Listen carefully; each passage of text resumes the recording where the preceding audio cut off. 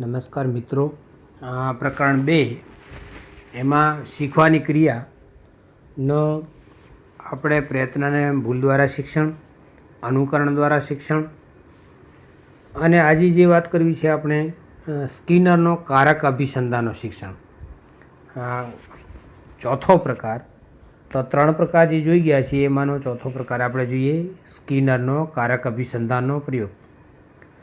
Russian શરીરશાસ્ત્રી પાવલોવે જેમ શાસ્ત્રીય અભિસંધાનમાં પ્રદાન કર્યું તે જ રીતે BF સ્કિનર 1904 થી 1990 નામના અમેરિકન મનોવૈજ્ઞાનિકે મનોવિજ્ઞાનને કારક કે ક્રિયાત્મક અભિસંધાનની મામૂલી ભેટ આપી છે.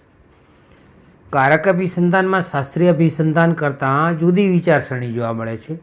શાસ્ત્રીય અભિસંધાનમાં પ્રાણી કોઈપણ પ્રતિક્રિયા ના કરે તે છતાં સમયાંતરે તેને પ્રબલન પ્રાપ્ત થાય છે, જ્યારે કારક અભિસંધાનમાં જે તે પ્રાણી જો પોતે જાતે ચોક્કસ પ્રતિક્રિયા કરે તો અને માત્ર તો જ પ્રબલનનો હકદાર બની શકે છે. હવે આ પ્રકારે પ્રાપ્ત થતા શિક્ષણમાં પ્રાણીના કારક વર્તન ઉપર ભાર મૂકાતો હોવાથી તેને કારક અભિસંધાન કહેવામાં આવે છે. આ પ્રકારના અભિસંધાનમાં પ્રાણીએ પ્રબલન મેળવવા માટે પ્રયોગકર્તા દ્વારા નક્કી કરેલ ચોક્કસ પ્રતિક્રિયા કરવી પડે છે. આથી આ અભિસંધાનને ક્રિયાત્મક અભિસંધાન તરીકે ઓળખવામાં આવે છે. તો સ્કિનરના મત મુજબ કે પ્રબલન આપવાથી પ્રાણી કે માનવીના વર્તનને ઈચ્છિત આકાર આપી શકાય, તો એના માટે કરીને એક સમસ્યા પેટીની રચના કરી અને જે સ્કિનર પેટી તરીકે અથવા તો સ્કિનર બોક્સ કહેવામાં આવે છે. તો આ સમસ્યા પેટીની વિશેષતા એ હતી કે એમાં અન્નગુટિકા, સંચય પેટીને અને પેટીની તરફ આવેલા હાથાને એક તાર કે સળિયાથી એવી રીતે સંકળવામાં આવે છે કે પ્રાણી જ્યારે હાથો દબાવે ત્યારે અન્નગુટિકા સંચય પેટીમાં કે અન્નપાત્રમાં આવે છે. હવે એ સમસ્યા પેટીમાં એક ભૂખ્યા ઉંદરને મૂકવામાં આવ્યું.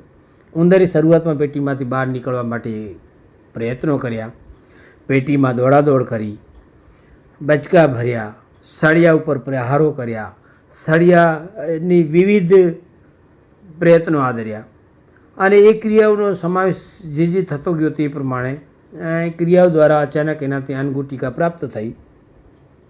હાથો ઓચિતો દબાઈ ગયો, જેના કારણે યાંત્રિક રચનાથી અપરિચિત, બેખબર હોવા છતાં અન્નગુટિકા છે એવો ખ્યાલ એને કોઈ હતો નહીં. તેમ છતાં થોડા સમય બાદ અન્નગુટિકા તરફ ધ્યાન જતાં એણે અક્ષયપાત્રમાં અન્નગુટિકા આવી અને એ પાત્રમાં ગુટિકા આવવાને કારણે એને આરોગી. તો આ રીતે તદ્દન આકસ્મિક પ્રક્રિયા હોવાથી ઉંદરને આ અંગેનું કોઈ શિક્ષણ ન હતું, છતાં પણ તેણે વારંવાર પ્રયત્નો કર્યા અને એના કારણે એ સમસ્યા ઉકેલી શક્યો. તો આ સમસ્યા પેટીમાં બહાર નીકળવાનો વ્યર્થ પ્રયાસ કર્યો અને એ દરમિયાન એને અચાનક હાથો દબાઈ જવાથી અન્નગુટિકા પ્રાપ્ત થઈ. હવે આમાં ઉપરની જે આપણે આકૃતિ જોઈ શક્યા છીએ તે એના અનુસંધાને એણે વિવિધ પ્રયત્નો કર્યા હતા. તો એ પ્રયત્નોની શરૂઆતની મિનિટો અને ઉંદરને પેટીમાં મૂક્યાના 15 મિનિટ પછી બીજી અન્નગુટિકા પેટી મૂક્યા પછી 35 મિનિટે, એટલે કે પ્રથમ અન્નગુટિકા પ્રાપ્ત થયા ને 20 મિનિટ પછી પ્રાપ્ત થઈ અને ત્યારબાદ 47 મિનિટે ત્રીજી અન્નગુટિકા અને ચોથી અન્નગુટિકા ઉંદરને પાંજરામાં મૂક્યા પછી 71મા મિનિટે પ્રાપ્ત થઈ. તો આ 4 વાર હાથો દબાવવાની પ્રતિક્રિયાના અંતે ઉંદરે સમજ પ્રાપ્ત કરી. હાથો દબાવવાથી અન્નગુટિકા પ્રાપ્ત થાય છે, ત્યારબાદ ઉંદર હાથો દબાવે અને અન્નગુટિકા મેળવતો થયો. તો આ રીતે હાથો દબાવવાની ક્રિયા અને અન્નગુટિકા પ્રાપ્તિ અંગેનું અભિસંધાન જોવા મળ્યું. તો એ રીતે સ્પષ્ટ મેળવેલા શિક્ષણનો નિર્દેશ કરે છે.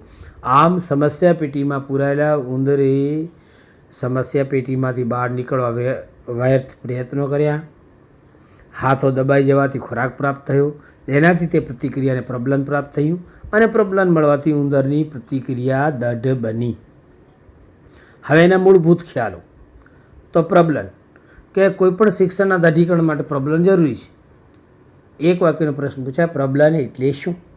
તો પ્રબલન એટલે શીખેલી કે શીખવવામાં આવેલી પ્રતિક્રિયાને દઢ કે બળવત્તર કરનારું ઘટક. બરાબર.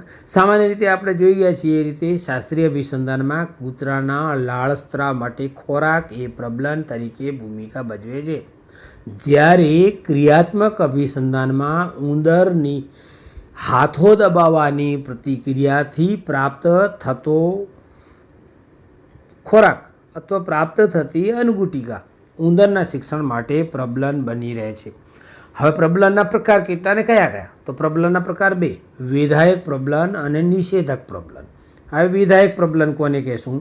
તો કે જે પ્રબલન વિધેયની શીખેલી પ્રતિક્રિયાને વારંવાર કરવા પ્રેરે છે અથવા પ્રેરિત કરે છે, પ્રતિક્રિયાને દઢ બનાવે છે, તેને વિધાયક પ્રબલન કહે છે.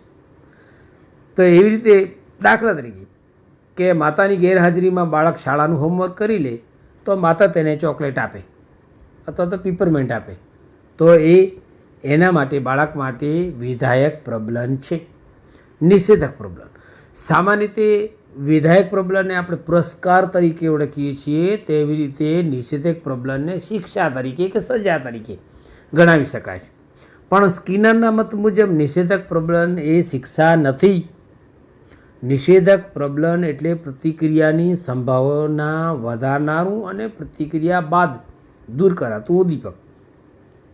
તો આમાં બંનેમાં તમને અલગ અલગ સ્કિનરના પ્રયોગની અંદર કારક અભિસંધાનમાં સમસ્યા પેટીમાં હાથો દબાવવાથી કે ઇલેક્ટ્રિક શોધની રાહત મેળવવાથી શોધના કારણે કે કષ્ટદાયક પરિસ્થિતિ મૂકવાના કારણે હાથો દબાવવાની પ્રતિક્રિયા કરે છે. તો આ રીતે એ નિષેધક પ્રબલન તરીકે ઓળખી શકાય છે. પ્રબલન વિધાયક હોય કે નિષેધક, તેને પ્રબલનની કક્ષા એ તો મૂકી શકાય કે જ્યારે પ્રબલનથી પ્રતિક્રિયા ઉપજવાની સંભાવના પહેલાં કરતાં વધે છે. હવે વાત કરીએ આપણે વિલોપન. તો શીખેલી પ્રતિક્રિયાને લુપ્તતા એટલે વિલોપન, કે એકવાર અભિસંધિત થયેલ પ્રતિક્રિયા પ્રાણી વારંવાર કરે છતાં તેને પ્રબલન આપવાનું તંત્ર બંધ કરવામાં આવે તો તે શીખેલી પ્રતિક્રિયા આપવાનું બંધ કરે છે, જેને વિલોપન કહેવાય છે. હવે સામાન્યીકરણ, તો કે જે રીતે શાસ્ત્રીય અભિસંધાનમાં ઉદ્દીપકનું સામાન્યીકરણ જોવા મળે તે રીતે કારક અભિસંધાનમાં સ્કિનરના પ્રયોગમાં ઉદ્દીપકનું સામાન્યીકરણ થઈ શકતું નથી, કારણ કે અભિસંધાનમાં સમગ્ર સ્કિનર પેટી એ જ ઉદ્દીપકની પરિસ્થિતિ છે. જો કે રોજબરોજના જીવનમાં પણ આ જ રીતે સામાન્યીકરણ થવાના ઉદાહરણો ઘણા છે. દાખલા તરીકે બાળક રમકડાથી રમતું હોય અને તમે તેનું રમકડું સંતાડો તો થોડી વારમાં બાળક જે રમકડું શોધી કાઢે છે. આવું વારંવાર કરવાથી તેને રમકડું સંતાડો કે તરત જ એ જગ્યાએથી બાળક રમકડું શોધી લાવે છે, તો આ ક્રિયા કરતાં શીખી લે છે. તો આ ક્રિયાને અભિસંધાન કહી શકાય છે. અને એ રીતે રમકડું શોધી કાઢવાની ક્રિયા અને રમકડું સંતાડવાની જૂની જગ્યા, તો એ રીતે એનું સામાન્યીકરણ થયું કહેવાય. હવે ભેદબોધન, ઉદ્દીપકનું ભેદબોધન, જેમ કે શાસ્ત્રીય અભિસંધાનની જેમ કારક અભિસંધાનના પ્રયોગમાં ઉંદરને પ્રકાશની હાજરી અને ગેરહાજરી વચ્ચે ભેદ પાડતા શીખવવામાં આવે છે.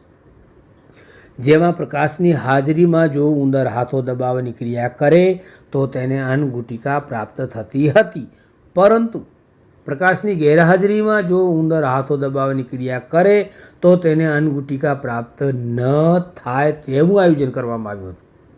તો જેમાં થોડા પ્રયત્નોને અંતે ઉંદર પ્રકાશની હાજરી અને ગેરહાજરી વચ્ચે ભેદ પાડતા શીખી જાય છે, તો એને ભેદબોધનનું શિક્ષણ કહેવાય છે.